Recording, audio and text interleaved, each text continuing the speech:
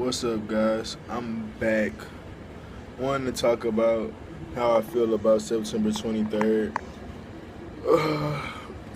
Pretty much, like, I guess I want to start off with just my title of what the video is going to be. World War III is going to be versus heaven and hell. And they always making propaganda and saying World War III is always on the verge of happening, but it is. It's just not in a physical plane. Well, at least as we know it. And the reason I say this is because most of the movies that you see is aliens coming to fight America, or I mean the world, of course, and there's always the World War III. Like, it's literally the world versus. But I mean, I'm on the side of the people that's about to fight the world, so. And I'm going to pretty much explain how I kind of seen in the movies and different things on why I believe this. And I'm going to start with X-Men, the last one that came out. The god Apocalypto, I believe, or Apocalypse, pretty much he was awakened after so long, and the reason that he was so mad is because the people had became so lost and was watching, all on TV, movies and shit, not worried about themselves. They, doing shit that don't matter in life. What we're doing now, of course. And pretty much he chose everyday people that, was living, trying to figure out life and shit like that. I guess you could say, like, one girl was, I believe, a stripper, and the other people were like a gambler or some shit like that. But the black girl, he called her goddess. That was the only person he called goddess, and he also gave her powers first. She was also the strongest. I believe she was also the strongest out of all of them. Yeah, that was Storm. So she was the strongest out of all of them. That was nature. So I mean, what I'm saying is, pretty much is the energy of the gods is supposedly be coming back, and it's going to awaken a few people that's been ready for it. And that's what September 23rd is supposed to be, or what Nibiru is supposed to be. I believe, at least. I mean, of course, no one knows until it gets here, but we'll see. Or at least I hope. But my next movie I guess I want to talk about is Superman. Pretty much the last Superman, not the Superman versus Batman, but the one that started that one. Superman got sent to Earth. A lost god or a fallen angel, I guess you could say.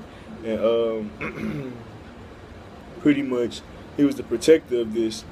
And with Superman in a lot of these movies, I even go back to X-Men, they pretty much make the bad guy have the good message, and like we should change for the better and shit like that, but we never do. I mean, because they made, even in X-Men, the people that he made into gods turned against him, but that's what they want us to do, turn against the gods, which I will never do.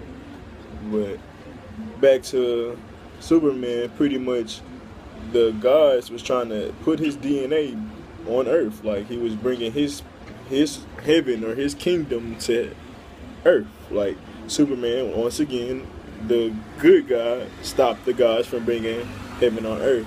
I mean, that made him seem evil and seem like he was going to change a lot of shit, but I mean, at the end of the day, he was the good guy in the sense of, I mean, we're the gods, so we're trying to bring our godly selves back. So, I mean, yeah. What's next? The day after tomorrow. Yeah.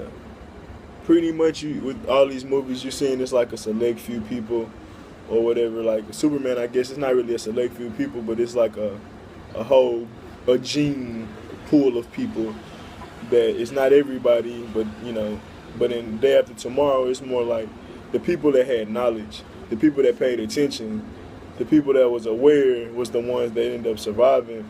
And like, let's say even when they had got to the library, when all the people were still in there, these kids or geniuses, no one wanted to acknowledge it, even though they had the credentials to be there. Like, I mean, to even say that they're geniuses at that age. Like, they had credentials, they won awards and all that shit. But in this day and age, there's a lot of kids that are geniuses and are realizing a lot of shit that's going on and they're not paying attention to them.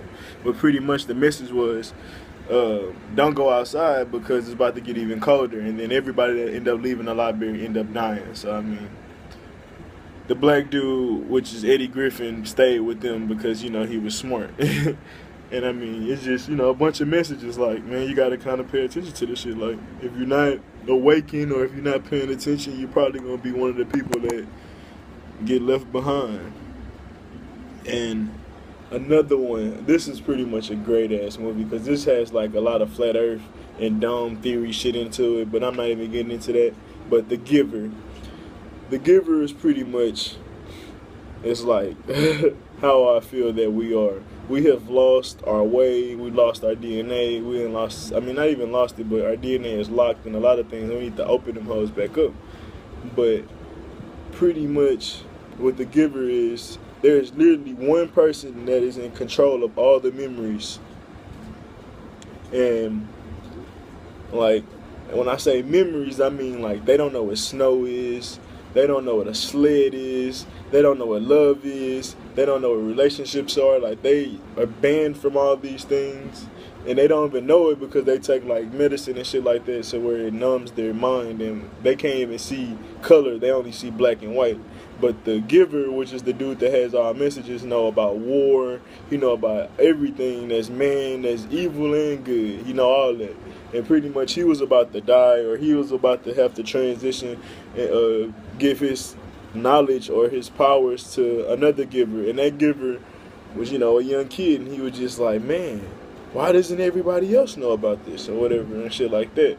But pretty much he made it his destiny to unlock it and make sure everybody figured it out. And all he had to do is pretty much is go past the border, which was a dome over like their plateau that they were living on.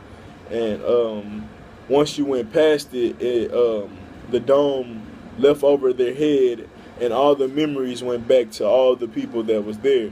So the reason that they was like trying to stop him from doing this because they like, people can't handle war, people can't handle this. This is why the world ended the first time. They were so scared and fearful that they didn't want to live anymore, in a sense. Like, they were alive, but they were dead, like we are now. Well, not we, but y'all are now. Well, not y'all, but y'all know what I'm saying. Fuck. The people out here.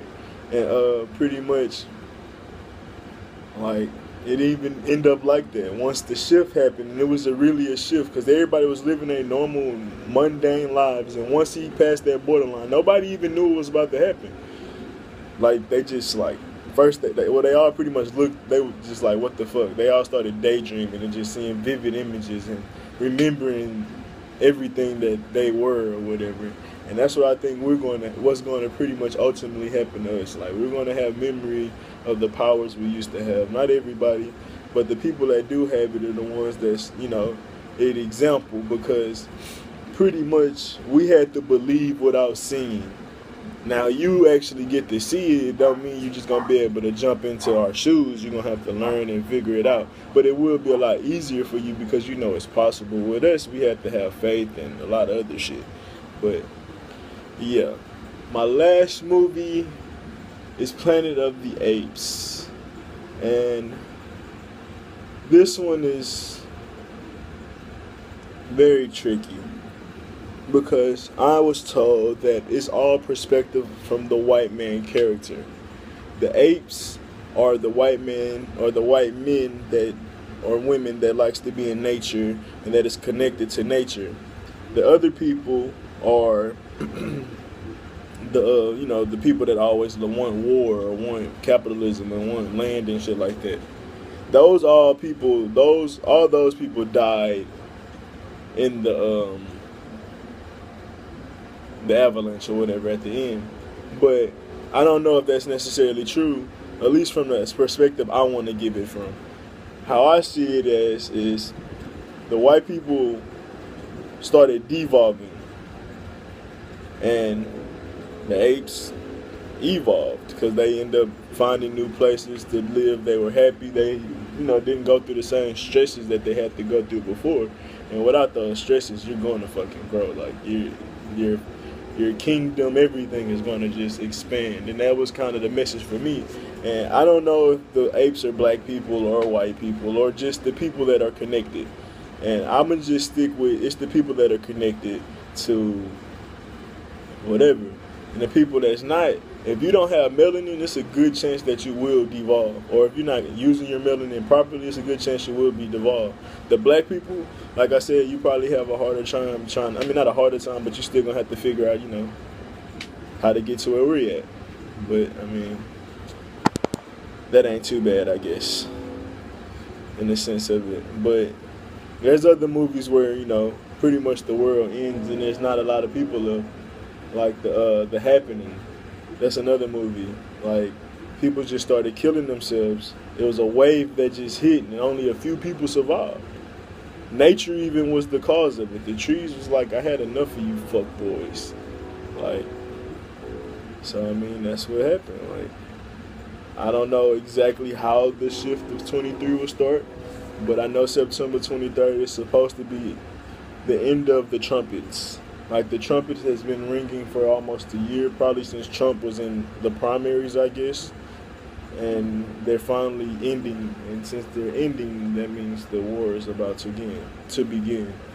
And we'll see. But yep, this is the end of my video with World War III will be versus heaven and hell. Deuces.